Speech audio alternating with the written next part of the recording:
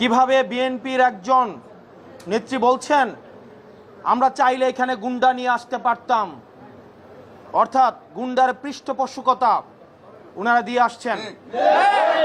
আমরা দেখছি নির্বাচন কমিশনের বাইরে লাঠি সুটা নিয়ে মহড়া দিচ্ছে। নির্বাচন কমিশন, প্রধান নির্বাচন কমিশনের অফিসের যদি এই অবস্থা হয়, সারা বাংলাদেশে এই বিএনপির যারা রয়েছে এই গুন্ডাদের পৃষ্ঠপোষকতা দিচ্ছে, তারা কিভাবে ভোট কেন্দ্র দখল করবে সেটির আজকে হচ্ছে টেস্ট ম্যাচ হয়ে গিয়েছে। এবং এইসব নেতাকর্মী বাংলাদেশে কিভাবে, হাসিনার সময় আমরা বলতে শুনেছি, হাসিনা বলতো 20টা হুন্ডা 10টা গুন্ডা, নির্বাচন ঠান্ডা।